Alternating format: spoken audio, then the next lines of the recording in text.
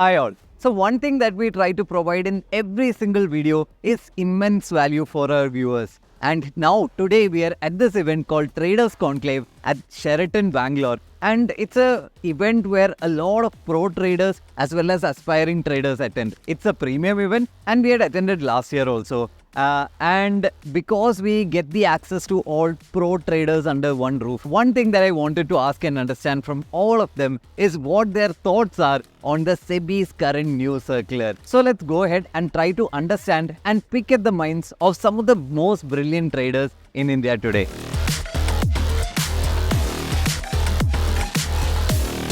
Hi sir, welcome back to the channel. Thank you. So how is the financial year going? We are almost at the midway, right? It was a dry period, Okay. so not making big profit and not making loss as well, because we are seeing a lot of injection and then spikes, right? So it's a very tough time for zero DTE. Yeah. So I think at the correct time itself, SEBI has come out with a circular and the new changes, trying to control mostly zero DT. That is their intention. Yeah. Expiry volatility. So how do you look at it? What are your opinions on? I would say in jovial manner, right? So rather than stopping these zero DTE, let the SEBI stop us. Right. So rather than looking my perspective, Yeah. for Indian economic perspective, right? So it's good to stop zero DTE. That's what it is. It is a disadvantage to me. Yes. Yeah, I do agree that. But the SEBI is supposed to take the action as a regulator, so we are taking it. We have to accept it. Yeah. It is indeed a challenging time where I think one is the zero DT push that is coming in and the what do you call it, margin going up and all of that. On the other side, it is Nifty or Bank Nifty going away completely from the market. People are still debating which one will go. So which index do you trade in most? Mostly in Bank Nifty. Bank Nifty. Yeah. So hearing people say that Bank Nifty will be the one to go on Twitter, most people are saying Bank Nifty will stay, right? So any thoughts around that? Being a trader, everyone is speculating. Yeah. Only the NSE has to confirm it. Yeah. Right. So zero DT is bringing a lot of liquidity into the market. So how do you see it? How do you see your future going ahead? There are two aspects. So if they are bringing Bank Nifty, then we can do zero DT and one DT. Yes, that can get. Zero DT and one DT. Yeah. So somehow this weekly one actually we can continue. Yeah. And by any chance, if they are bringing Nifty, by default the edge in Nifty is less when compared to the Bank Nifty, because the premium is not so impressive when compared to Bank Nifty. IVS. IV is low. So thus we may need to do a weekly positional, Okay. or else monthly positional, and we can do one expiry, two expiring we can do. Yeah. So that is part and parcel of the market. Market will keep on changing, not just regulations, market styles, market structures. We have to adapt. Because I had been into the market since 2014. Yeah. A lot of actions, they are different. Lot of cycles. productions, Yeah. different cycles. So To sell one lot of options with leverage, it was around 5,000 rupees, right? With leverage. yeah. So that also they brought in much higher. Correct. Still there is liquidity. So maybe we don't know, right? There is also a world where all the speculation around this are wrong and market will still continue to boom options trading, right? Thank you, sir, Sure. for coming into another video. Always a pleasure hosting you. Thank you. My name is Aditya. I am an algo trader. I am a proprietary trader and I have most of my trades automated. How are things going this year? Like, how is the market looking? So this year has been a tough year, especially for the intraday strategies. Yeah. And to be honest, I'm negative for the year. Okay. So I think this year has been not the year of zero DT traders. And SEBI also has started attacking zero DT like anything, right? Yeah. So they've come up with the new FNO regulations where they've brought in new margin requirements as well as one index expiry per week. Okay. Right? Yeah. So what do you think about the same? Basically, talking about the regulations, I don't think they are in good taste. If that to reduce the volume, they could have simply taxed FPI on the derivative part.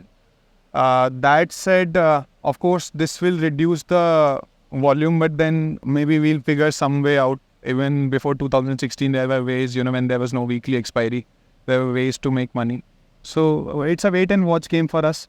Maybe 100 days, 50 days to the circular and then 50 days afterwards. It's a wait and watch game. Yeah. So we were discussing the same yesterday. Most algo players are planning to stay a bit out of the market for that first maybe 30 days or 40 days, 50 days as you told. So how will you get to, when will you get to judge the impact? If everyone stays out, then liquidity, market behavior, everything might change, right? So what do you think about that? Yeah, so of course, then we'll see the data and then casually build on the positions, gradually. Yeah, so we step up Yes. other positions Yes, as we yes, go in. yes. Right. Because entire thing changes. So I made that mistake last year also when weekly expiries were introduced. Going aggressive, and then the entire systems got changed. So this time I'm just planning to take it slow, gradual. Yeah. So that's a plan when I talk to a lot of people. Gradually increasing their capital. But to initially stay up, just watch if Nifty is giving the liquidity.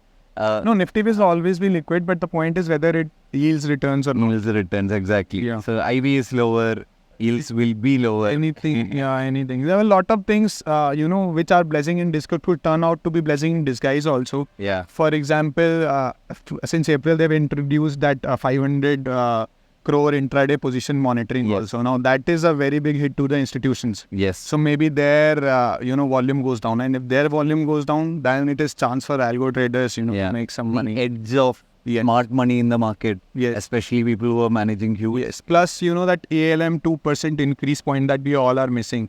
That 2% increases the margin on T plus 0 day by at least 20 to 25%. Okay. And at the broker level, because they've got BGs and everything, that requirement becomes huge. Yeah. To arrange the capital, that would be like, if I had to take down the number, it could be at least 20 to 30 crore, or 20 to 30,000 crore of extra money that would be required to have the same volume. Understood. So most people are looking at a retailer level, but at an institutional level, this could bring in more changes. Yes. Plus, I've been hearing that there are news things coming up also, at a broker level, they'll be saying that in the prop book, they cannot go more than 2x of their net worth of the derivatives position. So a lot of changes are coming into the market. So it has to be a wait and watch game for at least 100 to 120 days.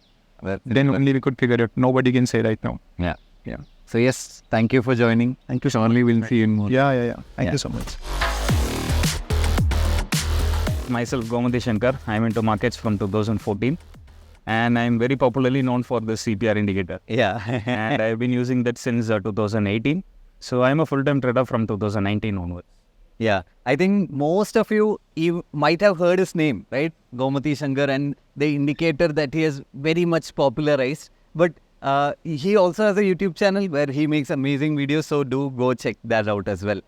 So let's get into the agenda of the video, which is what kind of trades do you do? What kind of trader are you? Like, would you give a quick intro on that as well? Yeah, I do both option buying and selling in both indices as well as in stocks. Okay. And I do a lot of short-term investing as well, capturing the momentum for a few months. Got it. And I have a long-term portfolio as well. Oh, that's interesting to see. So mostly you're in all areas of the market. Yeah. Except maybe futures. Yes, yeah. Except maybe futures. That's very interesting to see, because I see a lot of traders focusing on one style of trading. So what do you feel as a difference between focusing on one and trying to do different things? I think the risk is diversified. Okay. The major thing why I am venturing into all the instruments is my risk is greatly diversified. Got it. And I'm not in a compulsion to make money from zero DTs or from options alone. So this gives me a buffer and this gives me a much cushion to expect the bare minimum from the markets. So I'm not having any specific expectation. So that's how I'm able to sail through the market. Yeah. Then we'll come to the agenda of the video, because you mentioned zero DT. Yeah. Right? SEBI is trying to control zero DT like anything. And the recent notice that came out, it is very clear. One weekly expiry per exchange as well as higher margin. That is the first two effects that are going to come out. Yes. So will it affect your trades? How do you see it affecting the entire market? What's your opinion on it? See, personally, as a trader, what I feel is this is a much needed move, because even we as traders find it difficult due to this frequent spikes and stop loss getting triggered and a lot of slippages. So as a trader, I feel this is much needed. And as a common man perspective, as a retail trader perspective, as a beginner perspective, what I would say is this is much needed move, because most of the beginners are coming into options trading. Yes. And they are they are fighting with the zero DTs only. Yeah, hero or zero. Hero or zero. That's Popular what people are doing. option buying strategies. Yes. Yeah. So retail traders are learned by a lot of videos and contents. Yeah. And they are venturing into the zero DTs. So as a retail trader perspective, their losses should be protected. They should be protected. And this is a big move. And even as a trader, as a professional trader, I feel this is a good move because recent times the market spikes and slippages are unbearable. And this too will be adapted by us. Got it. So even if it is lower ROI, as in back tests or anything, it is still better because the chances of your probability of winning in a trade increases without all the crazy moves, injections in the market and all of that. Exactly. That's an interesting perspective. Yes, in the long run, it will give us a lot of liberty to trade the options. Got it. So hi, welcoming Sharique back to the channel here. Welcome back, Sharique. Hi everyone. Yeah. Back to the channel after some time. Yeah. The viewers obviously want to see you more regularly. I so understand. hope you have that. But I also hope that you are in really nice hands here with Ajay. But yeah, let's get into So let's get into the point, right? So normally I ask everyone what style of trades do they do or just to give an intro about themselves. But I don't think you require that. So let's quickly talk about the market conditions right now and the new SEBI futures and options rules that have come in, right? So how are you looking at that? What are your thoughts ahead? Looking into the future there. The largest thought being there is no big point in having a lot of thoughts around it. Given the fact that we have seen SEBI and the regulator bringing up a lot of new regulations and changing the ecosystem multiple times over the years, right? I mean, I remember back in the days when there was a lot of leverage available, intraday leverage available, you could sell options intraday with just 10,000 rupees. 10,000, 5,000, 8,000. Correct. So there were days like that. From then, margin benefit was not there. Then that was a good thing which came. Then intraday leverage went away. Lot size kept changing. A lot of things did happen in the market. We've seen them. We've adapted over time. So still the market survived and even grew. Exactly. So even now when we see there are all these graphs going very popular saying that in India, options turnover are only increasing, going up crazy over time. So well, that's the case. The point being things change all the time. Still then turnover and trading is only going up. I think maybe even now people would adapt. There is no other option other than to adapt and would make tweaks to their system, their trading strategies as and where needed, and things would continue. So even in the new world where we're talking about one weekly expiry per exchange, right? So there is no other option. That is a fact of it. Yeah, so one weekly expiry per exchange, but then there would be 2 weekly expiries per week in an exchange. NSE and BSE. No, plus there could be one monthly expiry in NSE, and those monthly expiries could be divided over weeks. So every week could have another weekly expiry as well, which means that in every week you have 2 zero DTs in NSE and could be 2 zero DTs in BSE as well. I mean, these are all being speculated, talked about, and then very interestingly, we are in this event obviously, and I'm talking to people, and I also hear that SEBI has asked to move away from weekly expiries. No one has talked about fortnightly expiries. Yeah. So we are in this event where a lot of industry insiders and people with good ties with the exchanges are there, right? Yeah. So not naming any names, but right. So all sorts of speculations and trying to bend the rules in a funny way, but it's still speculation. Right? So SEBI's objective being they don't want the commoner, the actual retail trader with less money in their household to not lose money. So success metric for SEBI could be those kind of traders maybe not trading anymore. Yeah, I'm not saying that's great or not. So that's a different discussion altogether. Yes. But even if those guys are not trading, SEBI is winning. But what if there is still liquidity in the market? So we don't know. So the existing players with capital, they could bring more money, or more and more people with money getting attracted to the market, more outside forces coming in. All of those could also happen. So one open question today, what remains apart from how many expiries in what exchange, what instrument is the fact of liquidity? What will happen to liquidity in the current indices and in the new ones, new expiries? We are not sure. Will it pick up? Will it go multifold? Will it reduce? That's something which is unclear. We'll have to wait and watch. So yes, obviously we'll have to wait and watch. But on the other side, this is the eventual truth of the market, right? Even if you're, as we discussed earlier also, even if you're having a trading strategy, you'll have to adapt, right? Even at that smallest level. So when you're thinking a bit more wide, yes, it is inevitable. Yep. Just think about businesses which are running in this industry, brokers, Right. exchanges. Right. All of them are facing much, I don't know, they're facing the same issues. I won't Definitely. try to weigh anything against retailers.